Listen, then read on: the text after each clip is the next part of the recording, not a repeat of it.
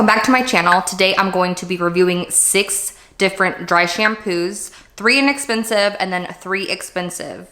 So I actually did a poll on my Instagram stories about a week or so ago, and I asked you guys what dry shampoos you use and what you would like me to review. So fun fact, I have not washed my hair in 6 days. However, I did use some dry shampoo throughout the week. That's why my hair doesn't look so greasy. So first I'm gonna start with the most inexpensive dry shampoo, which is going to be Not Your Mother's Clean Freak Original Scent. Let me part my hair and then I will spray it on for you guys so you can see.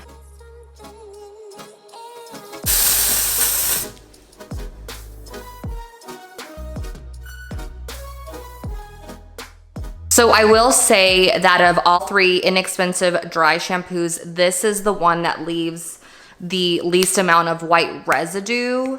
However, it doesn't feel very refreshing and you can't smell, it doesn't have like a distinct smell to it. So if you're a person that doesn't like dry shampoos that have a strong smell, then this would be a good option for you.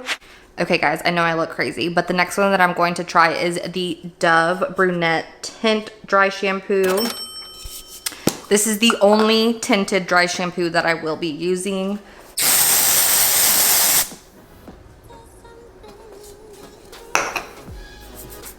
This one is definitely more wet. None of the white came out, and honestly, I feel like this one makes my hair more greasy. It doesn't leave my fingers brown.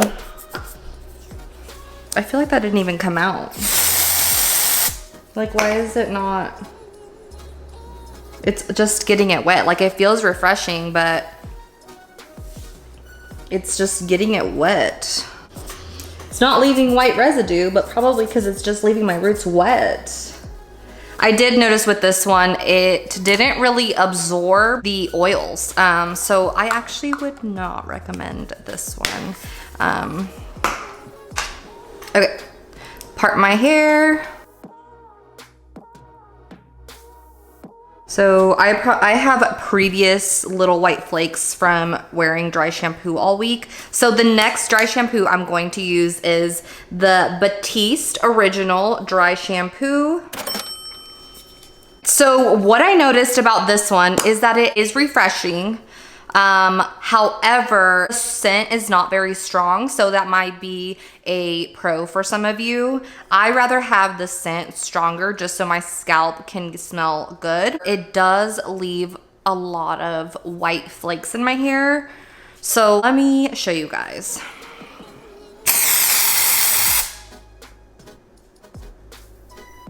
Okay. So this one does leave your hair super white.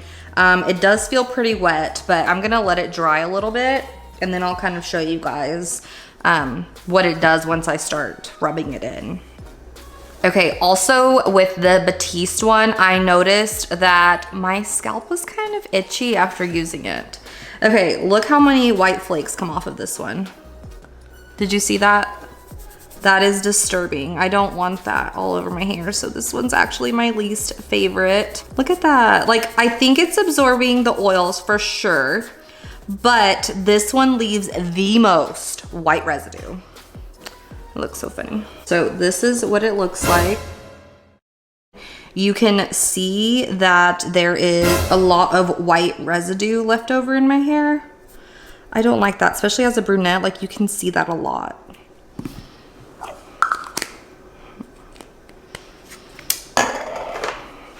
Okay guys, so now we are moving on to the least expensive dry shampoo, which is the KRISTIN ESS dry shampoo. So I got, this bottle is 1.2 ounces and it was $4.99. If you get the 4-ounce bottle, it's $14. So it kind of depends what you want to spend. I actually like this to like keep in my purse, but to get more bang for your buck, I would probably go for the 4-ounce one for $14. Also guys, what I noticed in a lot of reviews that I read on the KRISTIN ESS one, you really have to push right on the tip of that. So I love how the nozzle is like a direct spray and it's not so broad so that the dry shampoo is not kind of going everywhere. I don't know. It just feels more refreshing that way to me. Okay, so here we go.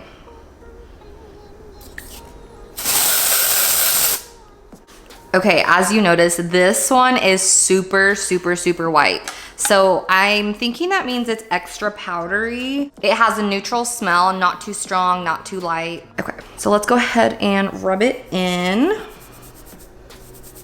Oh my gosh, this one also is freaking snowing.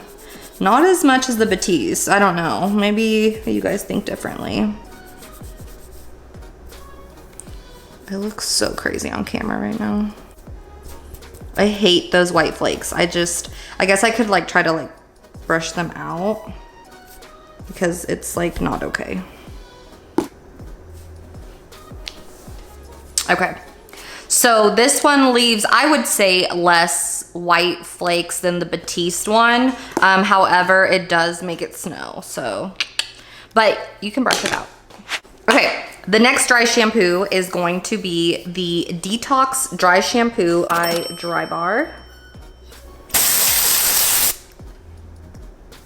Like, does that not look brown to you, or is that white? I feel like that looks brown. It leaves the white residue here, but then like, if you notice on my scalp, it's like brown. Let me go ahead and start rubbing this.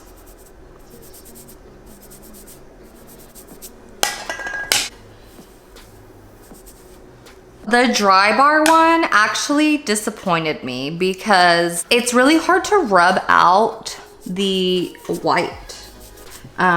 You have to really rub it and then you get all the white flakes everywhere, but then your hair looks really cloudy and left over with a lot of residues. Okay, the last dry shampoo that I will be reviewing is the MONAT Dry Shampoo.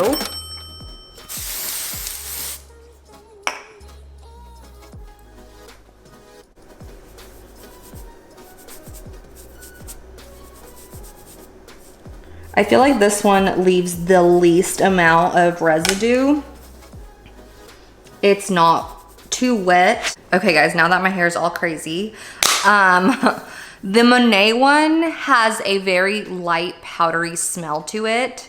And I feel like it leaves the least amount of residue out of all of the dry shampoos that I reviewed today. I know my hair was not as oily as it probably should have been for this video, but that just goes to show dry shampoo does work because I've been using it all week long to absorb that oiliness. So the two that I used all week long were Not Your Mother's Dry Shampoo. Even though this one's the least refreshing for me, it has the least amount of residue. And on the expensive side, I've been using the MONAT one. This is definitely my favorite. If I would rank them, it would be number 1, MONAT. Second, the KRISTIN ESS.